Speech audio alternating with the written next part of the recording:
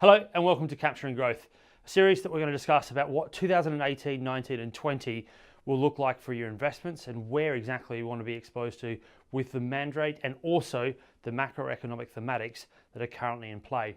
At the moment, we've got global synchronized growth. It's a story you've probably heard about before, but the reason you really want to highlight it is that under normal theory, you want to be exposed to growth assets with the other side of the economic story, which is inflation not materializing. In a low inflation environment, you want exposure to growth rather than value, and that's certainly what I want to really sort of concentrate on during this series. And what it therefore also brings up is where to actually invest. What do you look at in terms of that sector space? And at the moment, from what we can see and from the sort of analysis that we're looking at, health is the space you want to be to.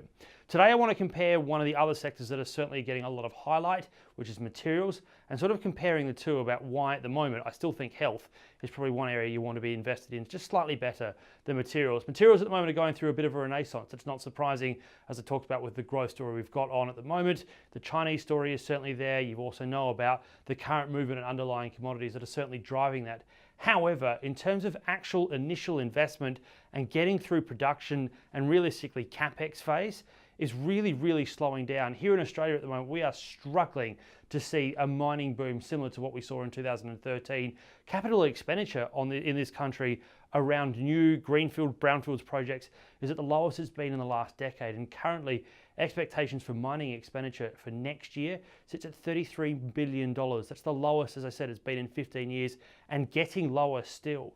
So despite the fact that you are seeing the bigger end of town getting a nice little sort of kick up off the back of the commodity prices and the global growth story that we've seen, the long-term outlook looks quite subdued. And if you look on a year-on-year basis, last year materials did return around about 16.5% here in Australia. That's quite good. However, on a longer run average of 5 years, it's only managed to return just on 1% per annum. And realistically, that's down to the last 2 years more than anything. Looking to the other side, looking at health and where health is. The advantage of health is that it actually has two income streams, private and public expenditure here in Australia continues to be a massive driver of where we're currently sitting on that space. You have a scenario at the moment where roughly around about sort of 35-40% comes from private, and actually the majority of it comes from public spending, and public spending in health continues to ramp up. You also then have to look through the earnings revenue growth that are coming through the Australian listed companies that we have here in health. They are much better than what you've been seeing on the material side. And if you look at the returns that health has given you in Australia alone over the last 3 years, last year it's up over 30%. Over the last 5 years, it's been averaging just over 16.5%. And most of that comes down to research and development, organic growth that's going through the firm, let alone with what you're getting from the public sector side. And that's why with the growth that we've got now, the consistent growth that comes out of health, and the fact that there is still a huge amount of public and private capital flowing into the health space, it remains the place to be.